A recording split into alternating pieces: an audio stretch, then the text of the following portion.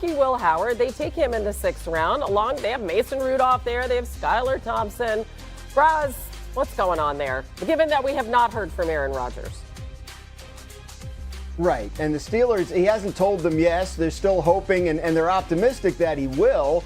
He hasn't told them no yet. So on they go with their offseason program with Mason Rudolph and Skylar Thompson and Will Howard, who they drafted in one of the later rounds. So it gives these guys an opportunity to show what they can do. Aaron Rodgers may show up at some point. If he does, it would be to be the starter. But if he doesn't, I don't honestly think the Steelers are all that stressed out about it. Mason Rudolph is somebody who's been there and who helped them get to the playoffs 2 years ago when he became the starter late in the season. He's well-liked in the locker room by the coaching staff. Everybody laughs, but the Steelers actually feel like we can play good defense, we can run the ball. Mason Rudolph, could be good enough. Good enough. I don't know if that's what you want in the NFL. Is like, okay, I understand you could win with, I guess, a game manager or whatever. I don't know. Swagoo, what do you think of the way they've handled how much better than Mason Rudolph was Aaron Rodgers last year? That's the question I would ask. Oh, Swagoo, your thoughts? Yeah. All right, first of all, let me say this. I don't like optimistic Graziano. I like negative Graziano. I like the one that really is going to, because we know damn well the Pittsburgh Steelers ain't winning nothing with Mason Rudolph, Skylar Thompson, and probably Aaron Rodgers as well. Here's the bigger issue. Yeah. How are you positioning as the Pittsburgh Steelers to get a quarterback? Beyond Aaron Rodgers, beyond Mason Rudolph, how are you positioning? The waffling has happened because you've had good enough play to always be picking 20th or lower tier, and you can't get these guys. Make no moves up in the draft. I thought Shedeur Sanders would be the pick because of a young quarterback, and maybe you hang your hat on him progressing and becoming the franchise guy. Then that was gone. You look at the Pittsburgh Steelers and how they've been waffling, and I, for the life of me, can't understand what the quarterback situation future looks like. Here's the other thing. I hope, that they are like two famous people in a relationship that are going to come out to the world at a big event. Because that's the only thing that can happen. And if it's going to be Aaron Rodgers, we got to live with Aaron Rodgers. And I know he didn't have the greatest season, but there were signs that he would be better than what they have in the locker room right now. That is what this is about. This ain't about Super Bowls. This ain't about the Pittsburgh Steelers winning nothing or signing long-term deal with Aaron Rodgers. This is a one-time thing where hopefully you could be a solid team with Aaron Rodgers at quarterback. The analogy. Oh, sorry. Now I'm just thinking about Mike Tomlin and Aaron Rodgers walking into the Met Gala tonight for Marcus's hard launch. I knew you was going to catch it. The Met Gala. I knew you was going to catch it. LeBron can't go. LeBron can't go this year. LeBron can't go. Look, if the Steelers aren't getting Aaron Rodgers, I do not understand their approach to this offseason at all. It makes no sense to me. But even if they are, to Graziano's point, Aaron Rodgers was like a bottom 10 quarterback last year, so it's okay, right? I think that there's reason to believe they could get decent play out of him, but will it be enough to put them over the top in the AFC North? I'm skeptical of that. But if he's not going to be a Pittsburgh Steeler, then we're going to look back at this offseason completely puzzled by how they handle things.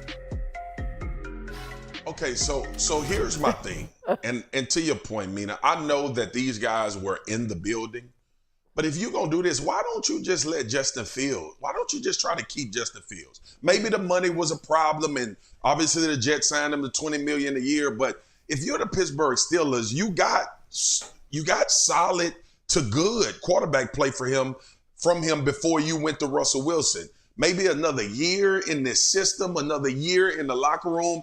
Or did they completely give up on Justin Fields to go to what they have now? And that is what is going to piss these fans off. When that question arises, if you're not having success throughout the season, I always say it. Everybody cool when it's May, April, and we ain't got nothing to do. And everybody is optimistic like Dan. But when we get to September and October, and you sitting there at 2-6, and your quarterback then threw 9 interceptions, watch how many people talk about why Justin Fields didn't get kept, or even Russell Wilson at that point.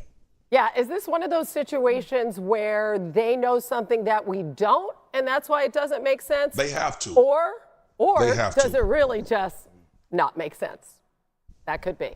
All right. Are you Maybe tanking? both. Yeah, exactly. Oh. See, why do you always say that as we're going to go to Steelers? commercial? Okay. Anyway, Swagoo, yeah. Steelers. Or they want a Steelers. better draft pick next year. All right, what I Swagoo. do. Thank That's what you, I do, my friend. Hannah. Yeah, okay. Was asked about a potential trade for cornerback Jalen Ramsey. Okay, he certainly did not close the door on that possibility of that return. You know, there's not too much of an update. He is a total stud. And you look at, obviously, he's continued to play at a really high level.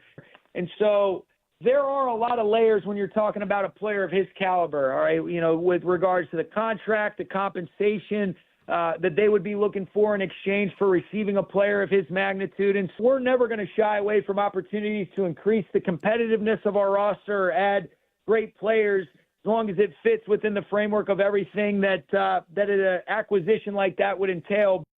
I mean, Mina, do you think Jalen Ramsey returning to the Rams is a good fit?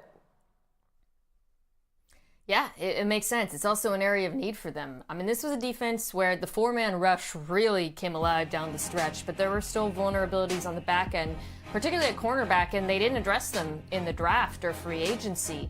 Jalen Ramsey, maybe he's getting up in the years, but let me tell you, he can still play. He was incredibly effective last year for Miami, playing on the outside. If he was to come back with the Rams, he could play outside. He could also play that star position that he played during the Super Bowl run. So this, to me, would make a ton of sense, and obviously there's a familiarity there as well.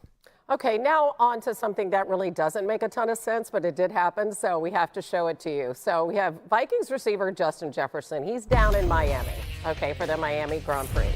And he's throwing the football around with McLaren driver Oscar Piastri down there in Miami. This is on Thursday.